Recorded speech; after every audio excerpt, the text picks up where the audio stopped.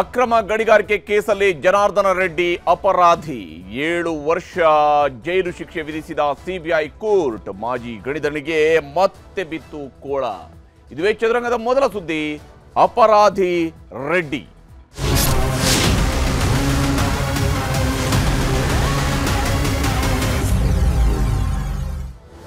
ಕಡೆಗೂ ಅಕ್ರಮ ಗಣಿಗಾರಿಕೆ ಪ್ರಕರಣದಲ್ಲಿ ಜನಾರ್ದನ ರೆಡ್ಡಿಯನ್ನ ಅಪರಾಧಿ ಅಂತ ಕೋರ್ಟ್ ತೀರ್ಪು ಕೊಟ್ಟಿದೆ. 11 ವರ್ಷಗಳ ಹಿಂದೆ, ಸುಮಾರು 11 ವರ್ಷ ಅಲ್ಲ 14 ವರ್ಷಗಳ ಹಿಂದೆ ಜನಾರ್ದನ ರೆಡ್ಡಿಯವರನ್ನ ಅರೆಸ್ಟ್ ಮಾಡಲಾಗಿತ್ತು 2011 ಸೆಪ್ಟೆಂಬರ್ 5ರಂದು. ಆದರೆ ಕೇಸ್ ಅಲ್ಲಿಂದಲೇ ಶುರುವಾಗೋದಿಲ್ಲ. ಅದಕ್ಕೂ ಪೂರ್ವದಲ್ಲಿ ಅಂದರೆ 2006ರಿಂದಲೂ ಕೂಡ ಆರೋಪಗಳಿದ್ವು ಇದೇ ಜನಾರ್ದನ ರೆಡ್ಡಿಯ ವಿರುದ್ಧ. ಸರಿಸುಮಾರು 20 ವರ್ಷಗಳ ಕಾಲ ಜನಾರ್ದನ ರೆಡ್ಡಿ ವಿರುದ್ಧ ಒಂದಲ್ಲ ಒಂದು ರೀತಿಯಂಥ ಆಪಾದನೆಗಳು ಇದ್ದೇ ಇದ್ವು.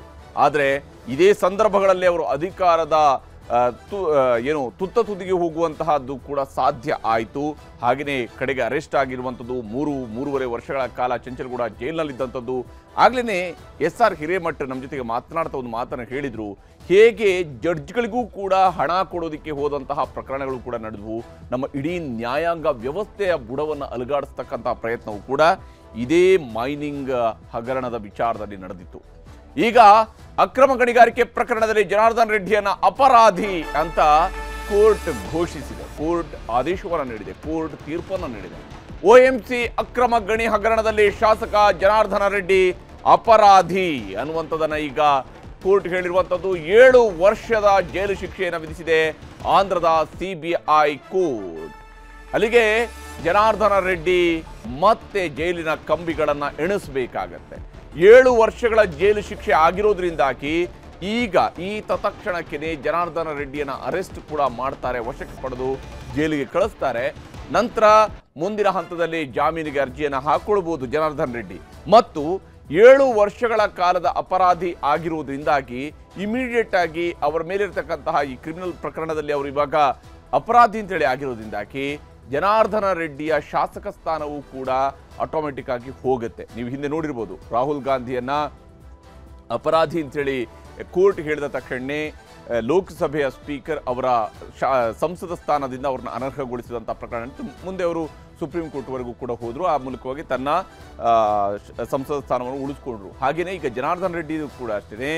ಈಗ ಇಮಿಡಿಯೇಟ್ ಆಗಿ ಅವರಿಗೆ ಹೈಕೋರ್ಟ್ ಅಥವಾ ಸುಪ್ರೀಂ ಕೋರ್ಟಿಂದ ರಿಲೀಫ್ ಸಿಗೋ ತನಕವೇ ಅವರ ಶಾಸಕ ಸ್ಥಾನದಿಂದಲೂ ಕೂಡ ಅವರು ಅನರ್ಹರಾಗ್ತಾರೆ.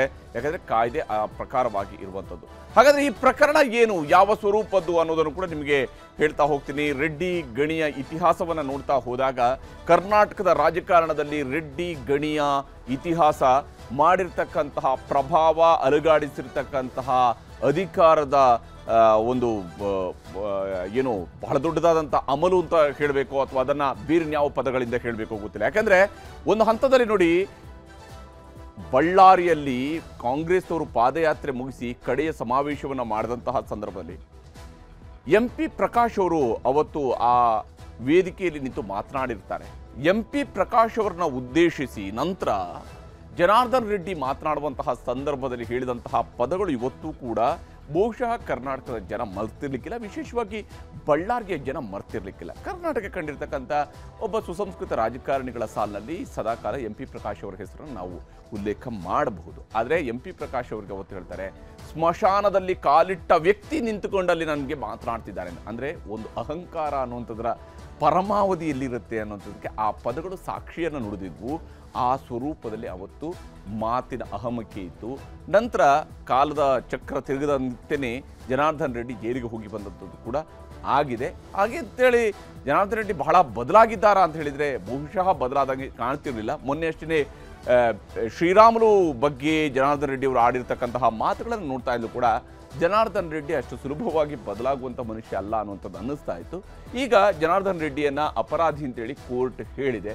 ಈ ಪ್ರಕರಣದಲ್ಲಿ ಗಣಿ ಪ್ರಕರಣಕ್ಕೆ ಸಂಬಂಧಪಟ್ಟಂತೆ, ಗಣಿ ಹಗರಣಕ್ಕೆ ಆಂಧ್ರದ ಅನಂತಪುರಂ ಜಿಲ್ಲೆಯ ಓಬಳಾಪುರಂನಲ್ಲಿ ಅಕ್ರಮ ಗಣಿಗಾರಿಕೆಯನ್ನು ನಡೆಸಿರ್ತಕ್ಕಂತಹ ಪ್ರಕರಣ ಇದು.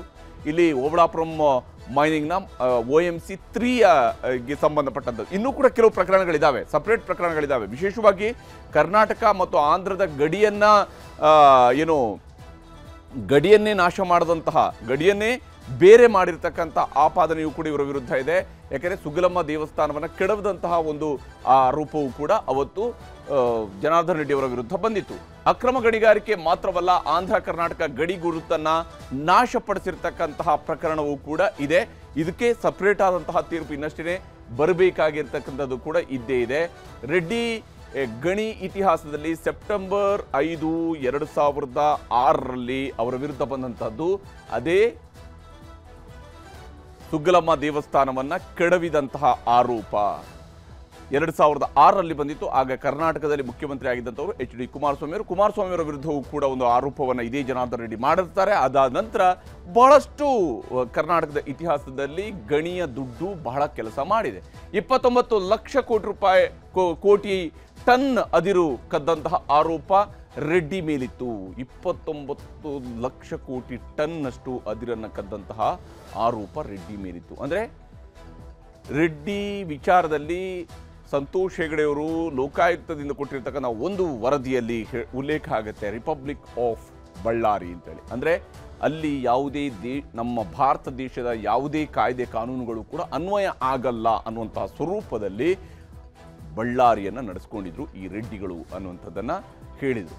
IPC ಸೆಕ್ಷನ್ 120B, 420, 409, 468, 471 ಈ ಪ್ರಕರಣಗಳನ್ನು ಇವರ ವಿರುದ್ಧ ದಾಖಲಿಸಲಾಗಿತ್ತು. ಈ ಸೆಕ್ಷನ್ಗಳ ಅಡಿಯಲ್ಲಿ ಪ್ರಕರಣವನ್ನು ದಾಖಲಿಸಲಾಗಿತ್ತು. ಹೇಗೆ ಕ್ರಿಮಿನಲ್ ಕಾನ್ಸ್ಪಿರಸಿಯನ್ನು ಮಾಡಿರುವಂಥದ್ದು, ಹಾಗೆಯೇ ವಂಚನೆ ಮಾಡಿರ್ತಕ್ಕಂಥದ್ದು, ಇವೆಲ್ಲವೂ ಕೂಡ ಇವರ ವಿರುದ್ಧ ಇದ್ದಂತಹ ಬಹಳ ಗಂಭೀರವಾದಂತಹ ಪ್ರಕರಣಗಳು ಆಗಿದ್ವು. ಇನ್ನು ಭ್ರಷ್ಟಾಚಾರ ತಡೆ ಕಾಯ್ದೆಯ ಸೆಕ್ಷನ್ 13 ಸಬ್ಕ್ಲಾಸ್ 2, 13 ಸಬ್ಕ್ಲಾಸ್ 1D ಅಡಿಯಲ್ಲೂ ಕೂಡ ಪ್ರಕರಣವನ್ನು ದಾಖಲು ಮಾಡಲಾಗಿತ್ತು. ಯಾವ ಸ್ವರೂಪದ ಭ್ರಷ್ಟಾಚಾರ ನಡೆದಿದೆ ಅನ್ನುವಂಥದ್ದಕ್ಕೆ ಇತಿಹಾಸದ ಸಾಕ್ಷಿಗಳು ಕೂಡ ಕರ್ನಾಟಕದ ಮುಂದಿದ್ದಾವೆ. A1 BV Srinivasa Reddy, A2 Janardhan Reddy, A3 Rajagopala Reddy ಇವರೆಲ್ಲರನ್ನೂ ಕೂಡ ಈಗ ಅಪರಾಧಿಗಳು ಅಂತ ಹೇಳ್ಕೊಂಡು ಕೋರ್ಟ್ ಹೇಳಿದೆ. A4 ರೆಡ್ಡಿ ಪರಮಾಪ್ತ ಅಲಿ ಖಾನ್, ಎಲ್ಲ ವ್ಯವಹಾರಗಳನ್ನು ಕೂಡ ನೋಡ್ತಾ ಇದ್ದಂತಹ ವ್ಯಕ್ತಿ ಅಲಿ ಖಾನ್. A5 ಆಂಧ್ರದ ಮಾಜಿ ಸಚಿವೆ ಶ್ರೀಲಕ್ಷ್ಮಿಯನ್ನು ಕೂಡ ಇಲ್ಲಿ ಈ ಒಂದು ಪ್ರಕರಣಕ್ಕೆ ಸಂಬಂಧಪಟ್ಟಂತೆ ಬರೋಬ್ಬರಿ 13 ವರ್ಷಗಳಿಂದ ನಡೆದಂತಹ ಸುದೀರ್ಘ ವಿಚಾರಣೆ, ಅಂದರೆ ಈ ಒಂದು ಅಕ್ರಮ ಗಣಿಗಾರಿಕೆ ಸಂಬಂಧಪಟ್ಟಂತೆ ತನಿಖೆ ಶುರುವಾಗುವಂಥದ್ದು 2011ರಲ್ಲಿ. ಯಾವಾಗ ಕೋರ್ಟ್ CBIನವರು ಬಂದು ಜನಾರ್ದನ್ ರೆಡ್ಡಿಯ ಮನೆಯಿಂದ ಅರೆಸ್ಟ್ ಮಾಡಿಕೊಂಡು ಹೋಗ್ತಾರೆ. ಅದಾದ ನಂತರ ಸುದೀರ್ಘವಾದಂತಹ ತನಿಖೆಯೂ ಕೂಡ ನಡೆದಿತ್ತು. ಅವತ್ತು CBI ನಡೆಸಿದಂತಹ ತನಿಖೆ, ಅದಾದ ನಂತರ ಸಲ್ಲಿಸಿದಂಥ ಚಾರ್ಜ್ ಶೀಟ್, ಆ ಚಾರ್ಜ್ ಶೀಟ್ನ ಮೇಲ್ಗಡೆ ಸರಿಸುಮಾರು 13 ವರ್ಷಗಳಿಂದ ಸುದೀರ್ಘ ವಿಚಾರಣೆಯೂ ಕೂಡ ನಡೆದಿದೆ. ಈ ಸುದೀರ್ಘ ವಿಚಾರಣೆಯ ನಂತರ ಈಗ ಜನಾರ್ದನ್ ರೆಡ್ಡಿಗೆ 3000ಕ್ಕೂ ಅಧಿಕ ದಾಖಲೆಗಳ ಪರಿಶೀಲನೆಯನ್ನು ಮಾಡಲಾಗಿದೆ. ಪ್ರತಿಯೊಂದು ಅಂಶದಲ್ಲೂ ನಾನು ಯಾವುದೇ ರೀತಿಯಾದಂಥ ಅಪರಾಧವನ್ನು ಎಲ್ಲೂ ಮಾಡಲೇ ಇಲ್ಲ ಅನ್ನುವಂಥದ್ದನ್ನು ಈ ಜನಾರ್ದನ್ ರೆಡ್ಡಿ ಪ್ರತಿಪಾದನೆಯನ್ನು ಮಾಡ್ತಾ ಇದ್ರು. ಆದರೆ ಜನಾರ್ದನ್ ರೆಡ್ಡಿಯ ಈ ಎಲ್ಲ ಪ್ರತಿಪಾದನೆಗಳ ಹೊರತಾಗಿಯೂ ಕೂಡ 219 ಪ್ರತ್ಯಕ್ಷ ಹಾಗೂ ಪರೋಕ್ಷ ಸಾಕ್ಷಿಗಳನ್ನು ವಿಚಾರಣೆ ನಡೆಸಲಾಗಿತ್ತು. ಈ ಒಂದು ಪ್ರಕರಣಗಳಿಗೆ ಸಂಬಂಧಪಟ್ಟಂತೆ, ಅಕ್ರಮಗಳಿಗೆ ಸಂಬಂಧಪಟ್ಟಂತೆ 219 ಪ್ರತ್ಯಕ್ಷ ಹಾಗೂ ಪರೋಕ್ಷ ಸಾಕ್ಷಿಗಳನ್ನು ವಿಚಾರಣೆ ನಡೆಸಲಾಗಿತ್ತು CBI ಕೋರ್ಟ್ನಲ್ಲಿ. ಜಸ್ಟಿಸ್ ಸಂತೋಷ್ ಹೆಗಡೆಯವರಿಗೆ ನಮ್ಮ ಜೊತೆಗೆ ಸಂಪರ್ಕದಲ್ಲಿದ್ದಾರೆ. ಜಸ್ಟಿಸ್ ಸಂತೋಷ್ ಹೆಗಡೆಯವರೇ, ಬಹಳ ಮುಖ್ಯವಾಗಿ ಜನಾರ್ದನ್ ರೆಡ್ಡಿಯನ್ನು ಇವತ್ತು ಅಪರಾಧಿ ಅಂತೇಳಿ ಕೋರ್ಟ್ ಹೇಳಿದೆ. CBI ಕೋರ್ಟ್ ಹೇಳಿರುವಂಥದ್ದು 7 ವರ್ಷಗಳ ಜೈಲು ಶಿಕ್ಷೆಯನ್ನು ವಿಧಿಸಿದೆ. OMC 3ಗೆ ಸಂಬಂಧಪಟ್ಟಂತೆ ಇರುವಂತಹ ಈ ಪ್ರಕರಣದಲ್ಲಿ ತಾವು ಕೂಡ ಅಕ್ರಮ ಗಣಿಗಾರಿಕೆಯ ಬಗ್ಗೆ ಬಹಳ ವಿಸ್ತೃತವಾದಂತಹ ವರದಿಯನ್ನು ರಾಜ್ಯ ಸರ್ಕಾರಕ್ಕೆ ಲೋಕಾಯುಕ್ತರಾದಂತಹ ಅವಧಿಯಲ್ಲಿ ಕೊಟ್ಟಿದ್ರೆ, ಇವತ್ತು ಈ ಒಂದು ತೀರ್ಪನ್ನು ಗಮನಿಸಿದಾಗ ಯಾವ ರೀತಿಯಲ್ಲಿ ಈ ಒಂದು ಅಕ್ರಮ ಗಣಿಗಾರಿಕೆ ನಡೆದಿದೆ ಮತ್ತು ಅದರಲ್ಲಿ ನ್ಯಾಯ ಸಿಗುವಂಥದ್ದು ಸ್ವಲ್ಪ ತಡ ಆದರೂ ಕೂಡ ನ್ಯಾಯ ಸಿಗ್ತಾ ಇದೆ ಅಂತೇಳಿ ಅನಿಸುತ್ತೆ? ನಿಜ, ತಾವು ಹೇಳಿದ್ದು ಈ ಒಂದು ತೀರ್ಪಿನಿಂದ ಸಮಾಜದಲ್ಲಿ ಒಂದು ರೀತಿಯ ನಂಬಿಕೆ ಬರಬಹುದು ನ್ಯಾಯಾಂಗದ ಮೇಲೆ. ಎಷ್ಟು ದೊಡ್ಡ ವ್ಯಕ್ತಿ ಆದರೂ ಕೂಡ ಅವರ ವಿರುದ್ಧ ಆರೋಪಗಳು ಇದ್ರು ಅವರಿಗೆ ಕಾನೂನಿನಲ್ಲಿ ಶಿಕ್ಷೆ ಆಗಬಹುದು ಅನ್ನೋದಕ್ಕೆ ಇದೊಂದು ದಾರಿದೀಪವಾಗಿದೆ. ಅದರಿಂದಾಗಿ ನನ್ನ ಮನಸ್ಸಿಗೆ ಒಂದು ತೃಪ್ತಿ ತಂದಿದೆ. ಅದೇ ರೀತಿ ನನ್ನ ಜೊತೆ ವಿಚಾರಣೆಯಲ್ಲಿ ಸಹಾಯ ಮಾಡಿದಂತ ಸಹೋದ್ಯೋಗಿಗಳಿಗೂ ಕೂಡ ಮನಸ್ಸಿಗೆ ಸಮಾಧಾನ ಆಗಿರ್ಬೇಕಂತ ತಿಳ್ಕೊಂಡಿದ್ದೇನೆ. ಯಾಕಂದ್ರೆ ಬಹಳಷ್ಟು ಜನ ದೊಡ್ಡ ದೊಡ್ಡ ವ್ಯಕ್ತಿಗಳು ಈ ಆರೋಪದಿಂದ ಮುಕ್ತವಾಗಿದ್ದಾರೆ. ಆದ್ರೆ ಇದು ಇವಾಗ ಒಂದು ಸಮಾಜಕ್ಕೆ ಸಂದೇಶವಾಗಿ ಬಂದಿದೆ ಅಂತ ನಾನು ತಿಳ್ಕೊಂಡಿದ್ದೇನೆ. ತಪ್ಪು ಮಾಡಿದ್ದವರಿಗೆ ಶಿಕ್ಷೆ ಖಂಡಿತ ಆಗ್ತದೆ ಅನ್ನೋದು. ಹೌದು. 2011 ಜುಲೈ 27ರಂದು ತಾವು ಸರ್ಕಾರಕ್ಕೆ ಅಕ್ರಮ ಗಣಿಗಾರಿಕೆಗೆ ಸಂಬಂಧಪಟ್ಟಂತಹ ವರದಿಯನ್ನು ಸಲ್ಲಿಕೆ ಮಾಡ್ತೀರಿ. ಅದಾದ ನಂತರ ಬಹಳಷ್ಟು ಈ ವಿಚಾರದಲ್ಲಿ ಬಹಳ ಚರ್ಚೆಗಳು ಕೂಡ ನಡೆದಿದ್ದಾವೆ ಮತ್ತು ಇಲ್ಲಿ ಈ ಯಾವ ಸ್ವರೂಪದ ತಪ್ಪುಗಳಲ್ಲಿ ಎಸಗಿದ್ದಾರೆ ಅನ್ನೋದಕ್ಕೆ ಕರ್ನಾಟಕದ ಭಾಗದಲ್ಲಿ ಹಾಗೆಯೇ ಆಂಧ್ರದ ಭಾಗದಲ್ಲೂ ಕೂಡ ವಿಶೇಷವಾಗಿ ಎಸಗಿರ್ತಕ್ಕಂಥ ಅಕ್ರಮಗಳು ಇವೆಲ್ಲವೂ ಕೂಡ ಗಮನಿಸಿದಾಗ ನಿಮ್ಮ ವರದಿಯಲ್ಲಿ ಉಲ್ಲೇಖ ಆಗಿರ್ತಕ್ಕಂಥ ಒಂದು ಪದದ ಬಗ್ಗೆ ಕೂಡ ಭಾಳಷ್ಟು ಚರ್ಚೆ ಆಗ್ತಾನೆ ಇತ್ತು. ರಿಪಬ್ಲಿಕ್ ಆಫ್ ಬಳ್ಳಾರಿ ಅಂದರೆ ಇಡೀ ದೇಶದ ಕಾನೂನುಗಳನ್ನು ಗಾಳಿಗೆ ತೂರುವಂತಹ ಕೆಲಸವನ್ನು ಇಲ್ಲಿ ಮಾಡ್ತಾ ಇದ್ರು ಅಂತೇಳಿ. ತಮಗೆ ಇವಾಗ ಅದನ್ನು ನೆನಪು ಮಾಡ್ಕೊಂಡ್ರೆ, ಆ ಅವಧಿಯನ್ನು ನೆನಪು ಮಾಡಿಕೊಂಡ್ರೆ ಯಾವ ಸ್ವರೂಪದಲ್ಲಿ ಅವತ್ತು ಲೋಕಾಯುಕ್ತರಿಗೂ ಕೂಡ ಯಾವ ರೀತಿಯಾಗಿ ಈ ಒಂದು ವರದಿಯನ್ನು ಮಾಡುವಂಥದ್ದು, ಅಕ್ರಮ ಗಣಿಗಾರಿಕೆ ಬಗ್ಗೆ ತನಿಖೆ ನಡೆಸುವಂಥದ್ದು, ಇದರ ಬಗ್ಗೆ ವರದಿಯನ್ನು ತಯಾರು ಮಾಡುವಂಥದ್ದು ಒಂದು ಚಾಲೆಂಜ್ ಆಗಿದ್ದಿತ್ತು? ನಿಜ. ಯಾಕೆಂದ್ರೆ ಆವತ್ತು ಬಳ್ಳಾರಿ ಜಿಲ್ಲೆಯಲ್ಲಿ ನಮ್ಮ ದೇಶದ ಯಾವ ಕಾನೂನು ಕೂಡ ಲಾಗೂ ಆಗ್ತಾ ಇರಲಿಲ್ಲ. ಅಕ್ರಮ ಗಣಿಗಾರಿಕೆಯಿಂದ ಬಹಳಷ್ಟು ಜನರ ಜೀವಕ್ಕೆ ಕುತ್ತು ಬಂದಿದೆ. ಆ ಹಿನ್ನೆಲೆಯಲ್ಲಿ ಕೂಡ ಯಾವುದೇ ಒಂದು ಕ್ರಮ ಯಾರು ತಗೊಂಡಿರ್ಲಿಲ್ಲ. ಈ ಒಂದು ಕೇಸ್ನಲ್ಲಿ ಇನ್ನೂ ಬಹಳ ಹೆಚ್ಚಿನ ಗಂಭೀರವಾದ ಆರೋಪಗಳು ಕಂಡು ಬಂದಿತ್ತು. ಅವರು ಆಂಧ್ರ ಕರ್ನಾಟಕದ ಗಡಿಯನ್ನೇ ಧ್ವಂಸ ಮಾಡಿದ್ರು. ಮಾಡ್ಬಿಟ್ಟು ಓಬಲಾಪುರಂ ಆಂಧ್ರ ಪ್ರದೇಶಕ್ಕೆ ಸೇರಿದಂತ ತೋರಿಸುವ ಪ್ರಯತ್ನ ಮಾಡಿದ್ರು. ಅದರಿಂದ ಕರ್ನಾಟಕದ ಮೈನಿಂಗ್ ರಿಪೋರ್ಟ್ಗೆ ಬೆಲೆ ಇಲ್ಲ ಅನ್ನುವ ಒಂದು ರೀತಿಯಲ್ಲಿ ಪ್ರಯತ್ನಗಳು ನಡೆದಿದ್ವು. ಆದ್ರೆ ಇವತ್ತು ಈ ಕೋರ್ಟಿನ ತೀರ್ಪು ಪ್ರಕಾರ ನನ್ನ ವರದಿಗೆ ಸ್ವಲ್ಪ ಬೆಲೆ ಬಂದಿದೆ ಅಂತ ನಾನು ತಿಳ್ಕೊಂಡಿದ್ದೇನೆ. ಮತ್ತೆ ನಮಗೂ ಕೂಡ ಸ್ವಲ್ಪ ಸಮಾಧಾನ ಆಗಿದೆ. ನಮ್ಮ ಕೆಲಸಕ್ಕೆ ಪ್ರತಿಫಲ ಸಿಕ್ಕಿದೆ ಅನ್ನುವ ವಿಚಾರದಿಂದ ಸ್ವಲ್ಪ ಮನಸ್ಸಿಗೆ ಸಮಾಧಾನ ಆಗಿದೆ. ನಿಜ. ಆದರೆ ಸಂತೋಷ್ ಹೆಗಡೆ, ಎಲ್ಲೊಂದು ಕಡೆಯಲ್ಲಿ ಇದು ಕೇವಲ ಇವರೊಬ್ಬ ವ್ಯಕ್ತಿ ಮಾತ್ರ, ಇದರ ಸುತ್ತಲೂ ಇನ್ನೂ ಒಂದಷ್ಟು ಜನ ಇದ್ರು. ಈ ವ್ಯಕ್ತಿ ಬಹಳ ಮಹತ್ವದ ವ್ಯಕ್ತಿ ಜನಾರ್ದನ್ ರೆಡ್ಡಿ. ಯಾಕೆಂದರೆ ಇಡೀ ಬಳ್ಳಾರಿಯ ಗಣಿ ಅಕ್ರಮಗಳಿಗೆ ಬಹಳ ಪ್ರಮುಖವಾದಂಥ ಹೆಸರು, ಅಥವಾ ಅವತ್ತು ಮಂತ್ರಿಯೂ ಕೂಡ ಆಗಿದ್ದಂತಹ ಕಾರಣದಿಂದಾಗಿ ಮತ್ತು ಆ ಸ್ವರೂಪದ ಪವರ್ನು ಕೂಡ ಎಲ್ಲೊಂದು ಕಡೆಯಲ್ಲಿ ಜನಾರ್ದನ್ ರೆಡ್ಡಿ ಬಳಕೆ ಮಾಡ್ಕೊಳ್ತಾ ಇದ್ರು ಅಂತ ಒಂದು ಭಾಗ.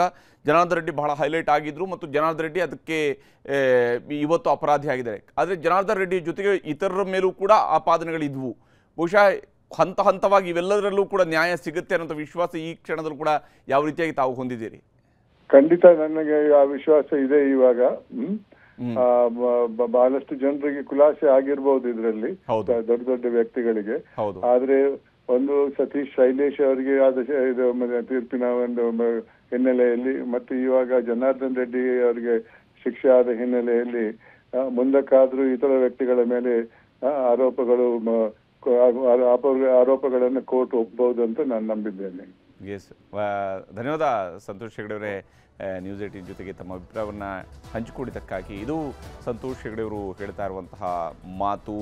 ನನ್ನ ವರದಿಗೂ ಕೂಡ ಒಂದು ಗೌರವ ಬಂದಿದೆ ಇವತ್ತು ಅನ್ನುವಂತಹ ಒಂದು ವಿಚಾರವನ್ನು ಸಂತೋಷ್ ಹೆಗಡೆ ಅವರು ಹೇಳಿಕೊಟ್ರು. ಯಾಕಂದರೆ ಸಂತೋಷ್ ಹೆಗಡೆ ಅವರು ಕರ್ನಾಟಕದಲ್ಲಿ ನಡೆದಿರತಕ್ಕಂತಹ ಅಕ್ರಮ ಗಣಿಗಾರಿಕೆಯ ಬಗ್ಗೆ 2011 ಜುಲೈ 27ರಂದು ರಾಜ್ಯ ಸರ್ಕಾರಕ್ಕೆ ಒಂದು ವರದಿಯನ್ನು ಕೊಡ್ತಾರೆ. ಆ ವರದಿ ಆಧಾರದ ಮೇಲೆ ಅವತ್ತು ಯಡಿಯೂರಪ್ಪನವರು ರಾಜೀನಾಮೆಯನ್ನು ಕೊಡ್ತಾರೆ. ಯಡಿಯೂರಪ್ಪ ಅವರು ರಾಜೀನಾಮೆ ಕೊಟ್ಟಾಗ ಇದೇ ಜನಾರ್ದನ್ ರೆಡ್ಡಿ, ಕರುಣಾಕರ್ ರೆಡ್ಡಿ ಇವರೆಲ್ಲರೂ ಕೂಡ ಸಹೋದರರು ಯಡಿಯೂರಪ್ಪ ಅವರ ಬೆನ್ನಿಗೆ ನಿಂತುಕೊಂಡು ರಾಜಭವನದ ತನಕ ಕೂಡ ನಡ್ಕೊಂಡು ಹೋಗ್ತಾರೆ. ಅದು ಕೇವಲ ಯಡಿಯೂರಪ್ಪ ಅವರ ರಾಜೀನಾಮೆಯೊಂದಿಗೆ ಮಾತ್ರ ಅಂತ್ಯ ಆಗುವುದಿಲ್ಲ. ಅವತ್ತು ವಿಸರ್ಜನೆ ಆದಂತಹ ಕ್ಯಾಬಿನೆಟ್ನ ಕಾರಣದಿಂದಾಗಿ ಇದೇ ಜನಾರ್ದನ್ ರೆಡ್ಡಿಯು ಕೂಡ ಆ ಹಂತದಲ್ಲಿ ಮಂತ್ರಿ ಸ್ಥಾನವನ್ನು ಕಳ್ಕೊಳ್ತಾರೆ. ಮುಂದೆ ಅವರು ಮಂತ್ರಿ ಆಗುವಂಥ ಅವಕಾಶ ಸಿಗೋದಿಲ್ಲ. 2011ರಲ್ಲಿ ಸೆಪ್ಟೆಂಬರ್ ತಿಂಗಳಿನಲ್ಲಿ ಅವರನ್ನು ಅರೆಸ್ಟ್ ಕೂಡ ಮಾಡಲಾಗುತ್ತೆ.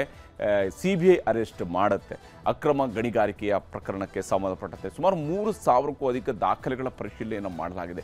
ಜನಾರ್ದನ್ ರೆಡ್ಡಿ ಪ್ರತಿ ಹಂತದಲ್ಲೂ ಕೂಡ ತಾನು ಯಾವುದೇ ರೀತಿಯಾದಂತಹ ಅಕ್ರಮವನ್ನು ಎಸಗಿಲ್ಲ ಅನ್ನೋದನ್ನು ಸಾರ್ವಜನಿಕವಾಗಿಯೂ ಕೂಡ ಹೇಳ್ತಾ ಇದ್ರು. ಕೋರ್ಟ್ ಮೂಲಕವಾಗಿಯೂ ಕೂಡ ಆ ವಾದವನ್ನು ಬಹಳ ಪ್ರಬಲವಾಗಿ ಮಂಡಿಸಿದರು. ಆದರೆ CBI ತನಿಖೆ ನಡೆಸಿರ್ತಕ್ಕಂತಹ ರೀತಿಯಲ್ಲಿ ಬಹಳಷ್ಟು ಸಾಕ್ಷ್ಯಗಳನ್ನು ಕಲೆ ಹಾಕಿತ್ತು.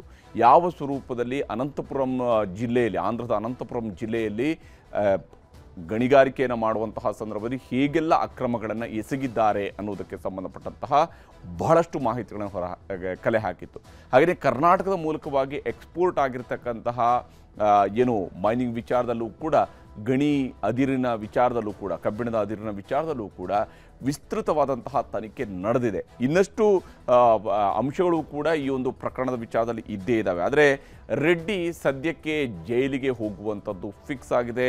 ರೆಡ್ಡಿಗೆ 7 ವರ್ಷಗಳ ಕಾಲದ ಜೈಲು ಫಿಕ್ಸ್ ಆಗಿದೆ. ನೋಡಿ, ಜನಾರ್ದನ್ ರೆಡ್ಡಿಗೆ ಕೇವಲ ಇನ್ನೂ 1 ವರ್ಷ ತುಂಬಿಲ್ಲ. ಬಳ್ಳಾರಿಗೆ ಎಂಟ್ರಿ ಆಗೋದಕ್ಕೆ, ಬಳ್ಳಾರಿಗೆ ವಾಪಸ್ ಹೋಗೋದಕ್ಕೆ ಒಂದು ಅವಕಾಶವನ್ನು ಕೋರ್ಟ್ ಮಾಡಿಕೊಟ್ಟಿತ್ತು. ಬಳ್ಳಾರಿಗೆ ಕೂಡ ಎಂಟ್ರಿ ಇರಲಿಲ್ಲ ಜನಾರ್ದನ್ ರೆಡ್ಡಿಗೆ, ಯಾಕಂದರೆ ಆ ಸ್ವರೂಪದಲ್ಲಿ ಬಳ್ಳಾರಿಯಲ್ಲಿ ಅಕ್ರಮಗಳನ್ನು ಎಸಗಿದ್ದಾರೆ ಅನ್ನುವಂಥದ್ದನ್ನು ಕೋರ್ಟ್ ಪರಿಗಣನೆ ಮಾಡಿತ್ತು. ಹೀಗಾಗಿ ಸರಿಸುಮಾರು 12-13 ವರ್ಷಗಳ ಕಾಲ ಅವ್ರನ್ನ ಬಳ್ಳಾರಿಯಿಂದ ಕೂಡ ಹೊರಗಡೆ ಇಡುವಂತಹ ಕೆಲಸವನ್ನು ಕೋರ್ಟ್ ಮಾಡಿತ್ತು. ಬಳ್ಳಾರಿಗೆ ಅವ್ರಿಗೆ ಎಂಟ್ರಿ ಇರಲಿಲ್ಲ ಜನಾರ್ದನ್ ರೆಡ್ಡಿಗೆ. ಈಗ 1 ವರ್ಷದ ತುಂಬೋದ್ರ ಒಳಗಡೆ, ಏನು ವಾಪಸ್ ಬಳ್ಳಾರಿಗೆ ಎಂಟ್ರಿ ಆಗೋದಕ್ಕೆ ಒಂದು ಅವಕಾಶ ಕೊಟ್ಟ 1 ವರ್ಷ ತುಂಬೋದ್ರೊಳಗಡೆ ಮತ್ತೆ ಈಗ ಜೈಲಿಗೆ ಹೋಗಬೇಕಾದಂಥದ್ದು ಜನಾರ್ದನ್ ರೆಡ್ಡಿಗೆ ಬಂದೋಗಿದೆ. ಗಂಗಾವತಿಯಲ್ಲಿ ಎಲೆಕ್ಷನ್ ನಿಂತರು, ಏನು ತನ್ನದೇ ಆದಂಥ ಒಂದು ಪಕ್ಷವನ್ನು ಕಟ್ಟಿ, BJP ತನ್ನನ್ನು ದೂರ ಇಟ್ಟಿದೆ ಅನ್ನೋ ಕಾರಣಕ್ಕೆ ತನ್ನದೇ ಪಕ್ಷವನ್ನು ಕಟ್ಟಿಕೊಂಡು ಎಲೆಕ್ಷನ್ ನಿಂತರು, ಗೆಲ್ಲೋದ್ರಲ್ಲೂ ಕೂಡ ಯಶಸ್ವಿ ಆದರು ಜನಾರ್ದನ್ ರೆಡ್ಡಿ. ಆದರೆ ಗೆದ್ದ ನಂತರ ಲೋಕಸಭಾ ಚುನಾವಣೆ ಹಿನ್ನೆಲೆಯಲ್ಲಿ BJPಯವರು ಜನಾರ್ದನ್ ರೆಡ್ಡಿಯನ್ನು ಒಲ್ಲದ ಮನಸ್ಸಿನಲ್ಲಿ ವಾಪಸ್ ಪಕ್ಷಕ್ಕೆ ಸೇರಿಸ್ಕೊಂಡ್ರು. ಯಾಕಂದರೆ ತಮಗೆ ಹೈದರಾಬಾದ್ ಕರ್ನಾಟಕ ಭಾಗದಲ್ಲಿ, ಕಲ್ಯಾಣ ಕರ್ನಾಟಕ ಭಾಗದಲ್ಲಿ ಒಂದು ಹೊಸ ಶಕ್ತಿಯನ್ನು ಕೊಡೋದಕ್ಕೆ ಜನಾರ್ದನ್ ರೆಡ್ಡಿ ಬೇಕು ಅನ್ನುವಂತಹ ಕಾರಣದೊಂದಿಗೆ ಸೇರಿಸ್ಕೊಂಡ್ರು. ಆದರೆ ಅದರಿಂದ ಯಾವ ಲಾಭವನ್ನು ಕೂಡ ಈ ಕಳೆದ ಲೋಕಸಭಾ ಚುನಾವಣೆಯಲ್ಲಿ ಭಾರತೀಯ ಜನತಾ ಪಕ್ಷದವರು ಸಿಗಲಿಲ್ಲ. ಆದರೆ ಭಾರತೀಯ ಜನತಾ ಪಕ್ಷದವರಿಗೆ ಈಗ ಸಿಕ್ಕಿರುವಂಥ ಒಂದೇ ಒಂದು ಕೊಡುಗೆ ಏನಂತ ಹೇಳಿದ್ರೆ, ಜನಾರ್ದನ್ ರೆಡ್ಡಿಯಿಂದ BJPಯ ಶಾಸಕ ಜನಾರ್ದನ್ ರೆಡ್ಡಿ ಈಗ ಅಕ್ರಮ ಗಣಿಗಾರಿಕೆಯಲ್ಲಿ ಯಾವಾಗ ಜೈಲಿಗೆ ಹೋಗಿದ್ರಲ್ಲ, ಆ ಸಂದರ್ಭದಲ್ಲಿ ಕೂಡ ಅವರು BJPಯ ನಾಯಕರಾಗಿಯೇ ಇದ್ದರು. BJP ನಾಯಕರಾಗಿದ್ದುಕೊಂಡೇ ಅವತ್ತು ಅವರು ಜೈಲಿಗೆ ಹೋಗಿದ್ರು. ಈಗ ಶಿಕ್ಷೆಯನ್ನು ಅನುಭವಿಸ್ತಾ ಇರುವಂತಹ ಸಂದರ್ಭ ಇದೆಯಲ್ಲ, ಅಪರಾಧಿ ಅಂತೇಳಿ ಘೋಷಣೆ ಆಗಿರುವ ಸಂದರ್ಭ ಇದೆಯಲ್ಲ, ಈ ಅವಧಿಯಲ್ಲೂ ಕೂಡ ಅವರು BJPಯ ನಾಯಕರಾಗಿಯೇ ಇದ್ದಾರೆ. BJPಯ ನಾಯಕರಾಗಿದ್ದುಕೊಂಡೇ ಈಗ ಅಪರಾಧಿ ಅನ್ನುವಂಥದ್ದು ಆಗಿದೆ. ಅಷ್ಟರ ಮಟ್ಟಿಗೆ ಮಾತ್ರ BJPಗೆ ಈಗ ಅವ್ರನ್ನ ವಾಪಸ್ ಕರ್ಕೊಂಡು ಬಂದಿರೋದ್ರಿಂದಕ್ಕೆ ಆಗಿರುವಂತಹ ಲಾಭ. ಅಂದರೆ ಆ ಮುಜುಗರವನ್ನು ಇವತ್ತು BJP ಕೂಡ ಅನುಭವಿಸುವಂತಾಗಿರುವಂಥದ್ದು ಜನಾರ್ದನ್ ರೆಡ್ಡಿಯ ವಿಚಾರದಲ್ಲಿ. 2011 ಸೆಪ್ಟೆಂಬರ್ 5ನೇ ತಾರೀಕರಂದು ಜನಾರ್ದನ ರೆಡ್ಡಿಯನ್ನು ಅರೆಸ್ಟ್ ಮಾಡ್ತಾರೆ. ಅವತ್ತು ಚಂಚಲಗೂಡ ಜೈಲು ಸೇರಿದಂತಹ ಜನಾರ್ದನ್ ರೆಡ್ಡಿ ಸುಮಾರು 3.5 ವರ್ಷಗಳ ಕಾಲ ಜೈಲಿನಲ್ಲಿ ಇರ್ತಾರೆ. ಅದಾದಮೇಲೆ ಅವರಿಗೆ ಜಾಮೀನು ಸಿಗುತ್ತೆ. ಬೇರೆ ಬೇರೆ ಕೇಸ್ಗಳಲ್ಲಿ ಒಂದಾದ ಮೇಲೆ ಒಂದು ಕೇಸ್ಗಳಲ್ಲಿ ಜಾಮೀನು ಪಡ್ಕೊಳ್ತಾರೆ. ಅವರು ಜಾಮೀನು ಪಡ್ಕೊಂಡು ಹೊರಗಡೆ ಬರ್ತಾರೆ. ಹೊರಗಡೆ ಬಂದಾಗಲೂ ಕೂಡ ಅವರಿಗೆ ಬಳ್ಳಾರಿಗೆ ಎಂಟ್ರಿ ಇರುವುದಿಲ್ಲ. ಮತ್ತು ಈ ಸಂದರ್ಭಗಳಲ್ಲಿ ಬಳ್ಳಾರಿಯ ಹತ್ತಿರದಲ್ಲಿನೇ ಮನೆ ಮಾಡಿಕೊಂಡು, ಬಾರ್ಡರ್ನಲ್ಲಿ ಮನೆ ಮಾಡಿಕೊಂಡು ಇದೆಲ್ಲ ನಡೆದಿದೆ. ಬಹಳಷ್ಟು ವಿಚಾರಗಳು ನಡೆದಿದ್ದಾವೆ. ಆದರೆ ಆಗಲೇ SR ಹಿರೇಮಠ ಅವರು ಮಾತು ಹೇಳಿದರು, ದುರಹಂಕಾರ ಯಾವ ಸ್ವರೂಪದಲ್ಲಿ ಇರುತ್ತೆ, ಅಹಂಕಾರದ ಮಾತುಗಳು ಹೆಂಗಿರುತ್ತೆ ಅನ್ನುವಂಥದ್ದು ಜನಾರ್ದನ್ ರೆಡ್ಡಿಯವರ ಮಾತುಗಳಲ್ಲಿ ಹಿಂದೆ ವ್ಯಕ್ತವಾಗ್ತಾ ಇದ್ದಂತಹ ಸ್ವರೂಪ. ಅದು ಇತ್ತೀಚಿನವರೆಗೂ ಕೂಡ, ತೀರಾ ಇತ್ತೀಚಿನವರೆಗೂ ಕೂಡ ಏನು ಇನ್ನೊಬ್ಬರ ವಿರುದ್ಧ ಟೀಕೆ ಮಾಡುವಂತಹ ಸಂದರ್ಭದಲ್ಲಿ ತೀರಾ ಏಕವಚನದಲ್ಲಿ, ತೀರಾ ಕೆಟ್ಟ ಪದಗಳನ್ನು ಬಳಕೆ ಮಾಡಿಕೊಂಡು ಕೂಡ ಟೀಕಿಸುವಂಥದ್ದು ಜನಾರ್ದನ್ ರೆಡ್ಡಿ ಇರುವಂತಹ ಮಾತಿನ ವೈಖರಿಯಾಗಿತ್ತು. ಅದೇ ರಾಜಕಾರಣ ಅಂತೇಳಿ ಜನಾರ್ದನ್ ರೆಡ್ಡಿ ಅಂದುಕೊಂಡಿದ್ದರು. ಈಗ ಜನಾರ್ದನ್ ರೆಡ್ಡಿ ಮತ್ತೆ ಶಿಕ್ಷೆಯನ್ನು ಅನುಭವಿಸಬೇಕಾಗಿರುವಂತಹ ಸಂದರ್ಭ ಒದಗಿ ಬಂದಿದೆ. ಅಷ್ಟೇ ಅಲ್ಲ, ಈಗ ಅಪರಾಧಿ ಅಂತೇಳಿ ಆಗಿರೋದ್ರಿಂದಾಗಿ ಶಾಸಕ ಸ್ಥಾನದಿಂದ ಅನರ್ಹಗೊಳ್ಳೋದ್ರ ಜೊತೆಗೆ ಅವರಿಗೆ ಮುಂದಿನ ಎಲೆಕ್ಷನನ್ನು ಕಂಟೆಸ್ಟ್ ಮಾಡೋದಕ್ಕೂ ಕೂಡ ಅವಕಾಶ ಸಿಗೋದಿಲ್ಲ. ಇದು ಬಹಳ ಮಹತ್ವವನ್ನು ಕೂಡ ಪಡ್ಕೊಂಡಿದೆ. ರೆಡ್ಡಿಯ ರಾಜಕೀಯ ಜೀವನದ ದೃಷ್ಟಿಯಿಂದ ನೋಡಿದಾಗಲೂ ಕೂಡ ಇದು ಬಹಳ ಗಮನಾರ್ಹವಾಗಿರ್ತಕ್ಕಂತಹ ಸಂಗತಿ. ಹೀಗೆ ಜನಾರ್ದನ್ ರೆಡ್ಡಿಗೆ ಓಬಳಾಪುರಂ ಅಕ್ರಮ ಗಣಿಗಾರಿಕೆ ಪ್ರಕರಣದಲ್ಲಿ 7 ವರ್ಷಗಳ ಜೈಲು ಶಿಕ್ಷೆ ಈಗ ಫಿಕ್ಸ್ ಆಗಿದೆ. ಜನಾರ್ದನ್ ರೆಡ್ಡಿ ಸದ್ಯಕ್ಕೆ ಜೈಲೂಟವನ್ನು ತಿನ್ನಲೇಬೇಕಾದಂಥ ಅನಿವಾರ್ಯತೆ ಸೃಷ್ಟಿಯಾಗಿದೆ. ಮತ್ತೆ ಚಂಚಲಗೂಡ ಜೈಲನ್ನು ಸೇರಬೇಕಾಗತ್ತೆ. ಇವತ್ತು ಕೋರ್ಟ್ನಲ್ಲಿ ಈ ಒಂದು ತೀರ್ಪು ಬಂದಂತಹ ಸಂದರ್ಭದಲ್ಲಿ ಜನಾರ್ದನ್ ರೆಡ್ಡಿ ಅಲ್ಲೇ ಗದ್ಗದಿತರಾಗಿದ್ದರು ಅನ್ನುವಂತಹ ಮಾಹಿತಿಯು ಕೂಡ ಸಿಕ್ಕಿರುವಂಥದ್ದು. ಆದರೆ ಈಗ ಯಾವ ಸ್ವರೂಪದಲ್ಲಿ ಗದ್ಗದಿತರಾಗುವಂಥದ್ದು ಇವೆಲ್ಲವೂ ಕೂಡ ಒಂದು ಭಾಗ. ಆದರೆ ಎಸಗಿರತಕ್ಕಂತಹ ಅಕ್ರಮಗಳಿಗೆ ಕಡೆಗೂ ಶಿಕ್ಷೆಯಾಗಿದೆ. ಕಡೆಗೂ ನ್ಯಾಯಾಂಗ ವ್ಯವಸ್ಥೆ ಎಲ್ಲರನ್ನೂ ಕೂಡ ತನ್ನ ತಕ್ಕಡಿಯಲ್ಲಿ ತೂಗುತ್ತೆ. ಯಾರು ಅಕ್ರಮ ಎಸಗಿದ್ದಾರೆ ಅಂಥವರಿಗೆ ನ್ಯಾಯದೇವತೆ ಶಿಕ್ಷೆಯನ್ನು ಕೊಡಿಸ್ತಾಳೆ ಅನ್ನುವಂಥದ್ದು ಇವತ್ತು ಸಾಬೀತಾಗಿರುವಂಥದ್ದು, ಮತ್ತೊಮ್ಮೆ ಸಾಬೀತಾಗಿರುವಂಥದ್ದು. ಈ ನೆಲದ ಕಾನೂನು ಬಹಳ ಗಟ್ಟಿಯಾಗಿದೆ ಅನ್ನೋದನ್ನು ತೋರಿಸ್ಕೊಟ್ಟಿದೆ. ಯಾವುದೇ ದುಡ್ಡಿನ ಮರ್ಜಿಗೆ ಬಗ್ಗುವಂಥದ್ದಲ್ಲ, ತಲೆ ಬಾಗುವಂಥದ್ದಲ್ಲ ಭಾರತದ ಕಾನೂನು ಅನ್ನೋದಕ್ಕೂ ಕೂಡ ಇದು ಸಾಕ್ಷಿಯಾಗಿ ನಮ್ಮ ಮುಂದೆ ಇರುವಂಥದ್ದು.